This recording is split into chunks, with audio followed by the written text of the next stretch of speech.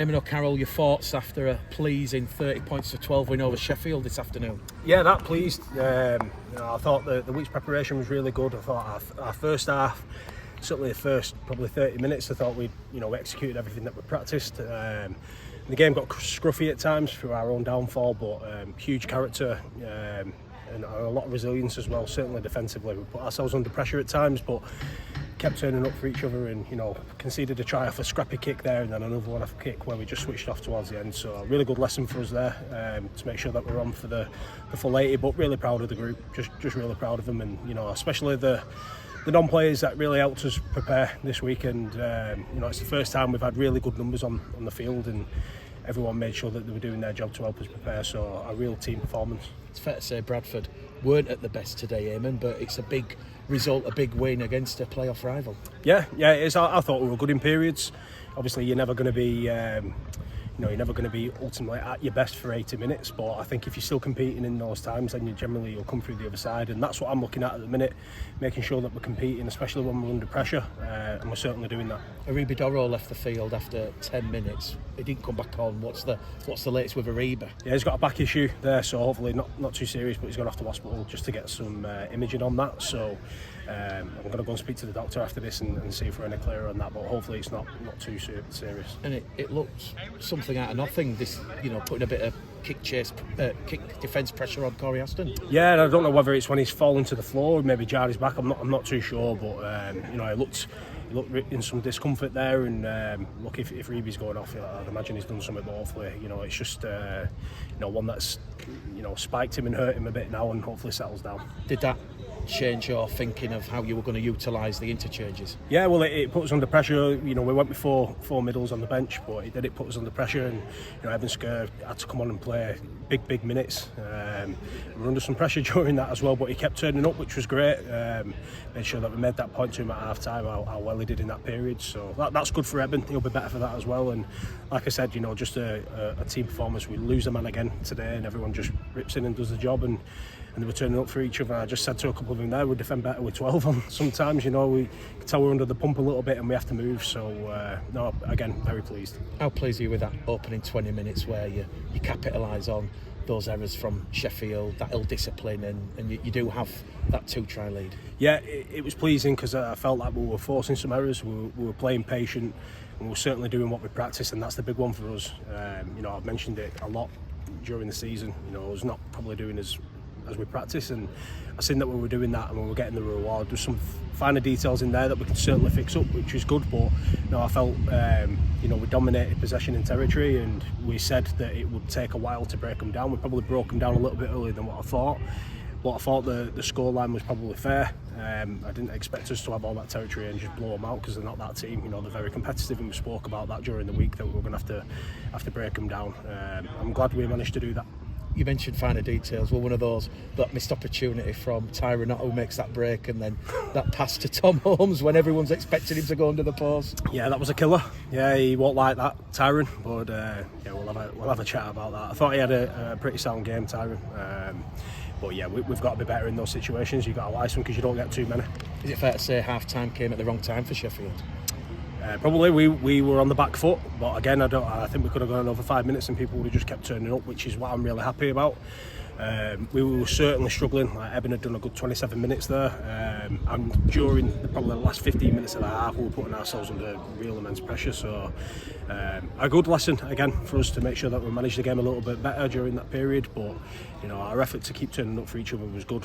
We just need to understand that we probably don't have to put ourselves in that position. We've praised the forwards after the Dewsbury game, but right at the start of the second half, Franklin Pelly makes 50 metres down this touchline and wins a crucial penalty, sapping almost any sort of confidence or potential, comeback from Sheffield. Yeah, I thought it was big for us, Frankie. We put him on, which I thought was the right time to do it, and then we ended up then going down a man, and we didn't end up seeing a lot of the ball, so you don't see the full effect of him. I thought his second half was very good. I just want to mention Josh Defoe and Jaden Ockenbo. I thought they were outstanding for us today. Within that, Jaden Myers and Romain Franco, what they were doing, but I thought our two edge players there, our wingers, were fantastic. You already highlighted defending well with 12 men. Jaden Myers goes to the sin bin. You kept your line intact. Yeah, we did. We've had enough time to practice it. Seems to be the case every week with us, doesn't it? So we'll have a look at that one with Jaden. He was really remorseful when he came off there, and we'll have to manage him there to make sure he's all right, because he's he's that type. He'll overthink. But I asked him for effort today, and that's what he did in that instance. He might have just got something a little bit wrong, but I didn't think there was too much in it. And then towards the end, after Matty Marsh has perhaps given Sheffield a little faint glimmer of hope, you really did kill off the game with some well-worked tries. Yeah, that was a disappointing one, that one, to be fair. Another little chip over that just got us when we had people in the picture. So, looking at it live, I was disappointed. I'll have a good look at it now on the bus on the way home. I thought we could have been better there. I thought we probably needed to be a little bit more desperate, so that is disappointing. But yeah, we managed to turn the screw and put the pressure back on the opposition, which again was pleasing. And we spoke all week about getting our reward. If we did our job, we'd get our reward back end of each half, and maybe not so much in the first half, but certainly in the second half. Another strong defensive show, and I think Franklin Pelly put his arm under Matty Marsh from grounding the ball underneath the post there right at the start of the second half. How would you keep challenging the players? How to refresh and re-energise Eamon? Well, we just keep reinforcing it in video, and we make a big deal of those little efforts. I thought there was a couple certainly early on our right edge where we had some desperate defence, which was really good. The key for us is making sure that we're not putting ourselves in that position. So certainly the way we started, not collecting the kick-off, we're very good at putting ourselves under pressure, but at the minute we're managing to come through the other side. What's the mood in the dressing room? Obviously, there's still 3 rounds to go. A lot of hard work ahead of yourselves. Yeah, absolutely. We can't get too far ahead of ourselves. We understand we've hurt ourselves during the season, so we need to stay humble and keep working hard. Like I mentioned before, for our week's preparation was fantastic. We need to replicate that now and look to get better, not just be happy with that. So that's a challenge. We talk about playing at playoff intensity. I thought we did for periods today, but that second half, even when we were scoring them points, I thought we dropped off. So that's a good one to keep us humble. When that second half did kind of deteriorate into error, penalty, how easy hard is it to try and snap out of that, do you feel? Well, it seems to be difficult for us at the minute, so that's great for me to give us some answers to that. I think just doing as we practice and understanding when we're going forward in shape and with support, and we're owning the collision area, then we're on the front foot. Sometimes we get a little bit excited, and I want us to play what we see sometimes, but we're probably doing it at the wrong times. We took a couple of short side options there, which certainly were on and put ourselves under pressure. So again, we talk about lessons. That's going to be a big one for us, just managing that period. But again, on the flip side of that, we turn up for each other, which is good. Just finally from me, Jordan Lilly, I think, was in his Bradford 150th career appearance for the club. In my opinion, the man of the match this afternoon.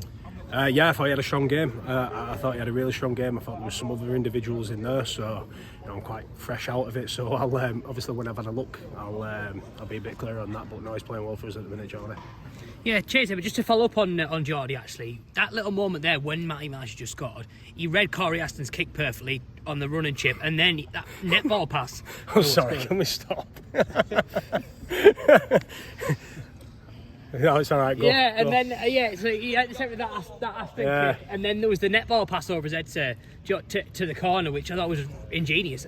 Having someone like McHugh like that could just offer some bit of magic. How important is that to have in the half? Yeah, it was good. I was shouting no in the stands, and then it came off. So no, again, I think that just shows that he's playing with confidence, which is what I want. I just like the bit we did before that. Are we doing the right for some field position? And Jordy's looked up there and played what we've seen, and that's what we like about him. He'll do that, and he'll take risks, and he'll take them at the right time. So I'm happy with that.